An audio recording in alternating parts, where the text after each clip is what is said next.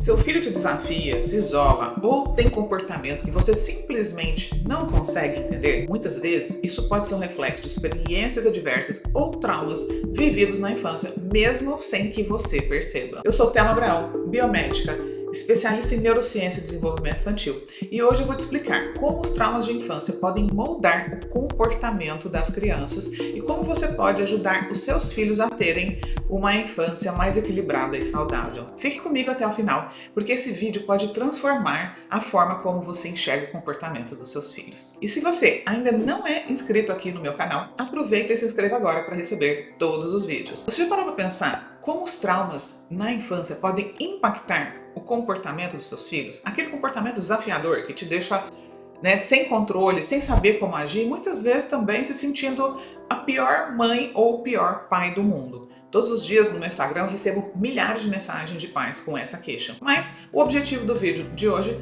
é mostrar para você que talvez você não esteja olhando para a origem e para a raiz desse comportamento. Hoje a gente vai entender o que são as experiências adversas da infância e como que elas podem ser invisíveis. Por exemplo, como a negligência emocional, que pouca gente conhece ou fala a respeito.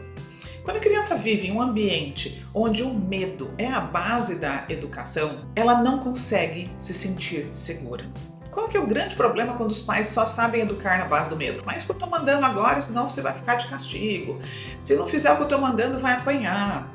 Se você não se comportar, eu vou chamar o homem do saco. A criança nasce com um cérebro imaturo, diferente de nós adultos que já temos condições cognitivas de pensar, raciocinar e focar em soluções. A nossa espécie de mamífero é a espécie que demora mais tempo para amadurecer o córtex pré-frontal, que é justamente a parte que pensa, raciocina e foca em soluções. Então, o seu filho, ali nos primeiros anos de vida, ele tem um cérebro completamente imaturo, ele não consegue controlar os próprios impulsos e ele é 100% dominado pelas emoções. Então, ele precisa do quê? De segurança física, emocional, de afeto, ele precisa se sentir pertencente a essa família, ele precisa sentir que papai e mamãe estão olhando e cuidando dele. Afinal de contas, a gente nasce 100% dependente dos nossos cuidadores para a gente poder sobreviver. Quando esse pai e essa mãe, por repetição de padrões ou porque aprendeu assim, foi criado assim, acaba repetindo um padrão sem se questionar sobre essa forma de agir, você pode acabar educando o seu filho de uma forma que vai prejudicar o desenvolvimento do cérebro dele. Por quê? Quando a criança vive com medo todos os dias, isso ativa o modo proteção à vida. Ela entra no modo de luta ou fuga. E a criança, quando está assim, ela não tem como aprender nada. Ela vai buscar se defender. E esse comportamento defensivo acaba levando ela a se comportar mal. Os adultos podem olhar e falar: meu Deus, que criança que não para de chorar, reclama de tudo, só quer colo. E na verdade, ela está agindo de forma natural para uma criança com um cérebro imaturo. Quais são as consequências disso? Quando essa criança vive num ambiente à base do medo, sem a proteção de um adulto cuidador, sem um adulto que consiga acalmá-la, pegá-la no colo e ajudá-la a lidar com essas frustrações, com essas emoções difíceis, ela passa a viver um estresse tóxico. E o que é um estresse tóxico? É quando a criança não tem a ajuda de um adulto cuidador para apoiá-la para passar por situações estressantes. E como ela não tem condições cognitivas de se autorregular, de lidar com o que ela sente e se acalmar sozinha, isso vira um problema para o sistema nervoso. E quais são as 10 experiências adversas da infância mais comuns e com grande potencial traumático? Primeiro, abuso físico, abuso emocional e abuso sexual. O abuso sexual dispensa explicação. O abuso físico, o que inclui aí? Tapas, agressões, aquela criança que fica tomando cascudo, chinelada. Para ela, isso é uma violência. Então, os pais precisam aprender formas respeitosas e que considerem o neurodesenvolvimento dos filhos para colocar limites com respeito. E existe aqui também um abuso emocional, que é o quê? Críticas, gritos, comparações constantes. Thelma, eu não bato no meu filho, mas eu grito com ele.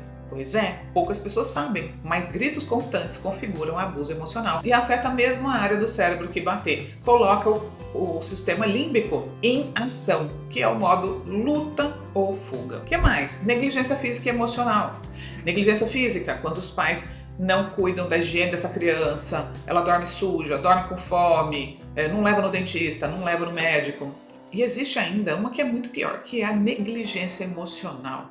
A negligência emocional é aquela criança que simplesmente é deixada para lá. Ninguém se preocupa com o que ela sente, ninguém se preocupa com a dor emocional que ela pode estar sentindo, ela não recebe um acolhimento quando chora ou quando está triste. E isso pode ser a raiz de muitos problemas comportamentais, não somente no seu filho, mas em você também, como pai ou mãe. Talvez a sua dificuldade de lidar com o choro, de conseguir se conectar emocionalmente com o seu filho ou com as outras pessoas, pode estar vindo justamente da sua infância, com experiências adversas vividas e não compreendidas. O que mais que se encaixa aqui nessas 10 experiências adversas da infância? Divórcio dos pais, ou se você foi criado por um pai ou uma mãe que tinha depressão, algum problema de saúde mental que limitava o cuidado desse adulto com você. Você pode olhar hoje, o seu filho passou por isso, você se divorciou quando ele era pequeno, você ou o seu cônjuge viveram algum problema de saúde mental como depressão. Tudo isso que eu estou falando é válido não só para você olhar para o comportamento do seu filho, mas também para você entender o seu próprio comportamento. O que mais que entrou nesse estudo de experiência diversa da infância? Se você teve um pai ou uma mãe que foi privado do convívio familiar porque foi preso, ou porque foi embora, ou desapareceu, isso conta também como experiências adversas. Ou se você teve um pai e uma mãe viciado em álcool, em drogas, que te batia, ou que era violento, uma pessoa que se tornou incapaz de cuidar de você. Uma outra experiência adversa muito comum é quando a criança também acaba vendo o pai agredir a mãe. Ela pode não estar sendo agredida, mas o fato de ver o pai agredir a mãe já conta também como um evento potencialmente traumático. Então,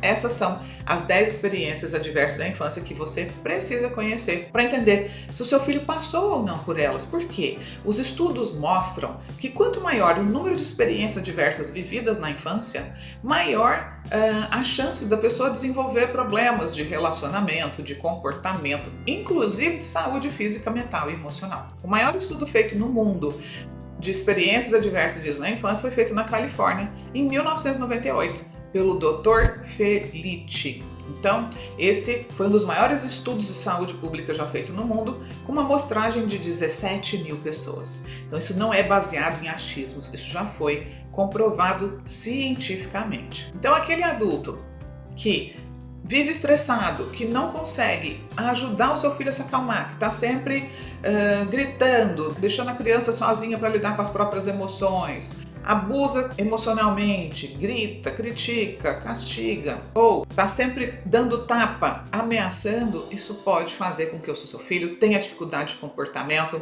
tenha dificuldade de aprendizado, de foco, pode fazer ele ficar hipervigilante, porque um cérebro que vê ameaça o tempo todo, ele acaba ficando no modo luta ou fuga muito mais tempo do que deveria. E isso faz com que ele fique no modo hipervigilante, deixando a criança muitas vezes agitada, andando de um lado para o outro. Ela não consegue ouvir o que você está falando, porque com medo a gente não aprende. Nós precisamos de segurança física e emocional, precisamos de afeto, amor, para a gente poder desenvolver nossas habilidades cognitivas, para a gente poder aprender, se relacionar com o outro, principalmente aprender habilidades socioemocionais para a gente conseguir se autorregular.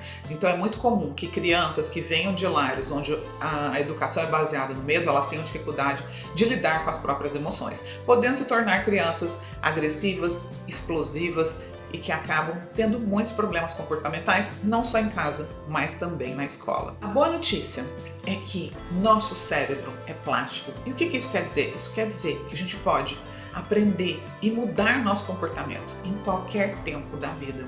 Você pode mudar o seu comportamento como pai e mãe, e o seu filho, a partir do momento que você ajustar o ambiente na sua casa, ele vai poder também responder positivamente a essa mudança, onde o amor, a segurança e o respeito mútuo são essenciais para um bom desenvolvimento. Gostaram do vídeo? Deixa aqui nos comentários a sua opinião, as suas dúvidas e quais conteúdos você gostaria que eu trouxesse nos próximos vídeos. E se você quer saber mais como criar um ambiente emocionalmente saudável e como lidar com os desafios comportamentais dos seus filhos sem precisar gritar, bater, punir e castigar, clique aqui no link da descrição para você conhecer o meu programa de educação de filhos, se chama Limite Sim com Respeito. Você vai aprender a se reeducar para melhor educar. Deixe o seu like, curta o canal e a gente se vê no próximo vídeo.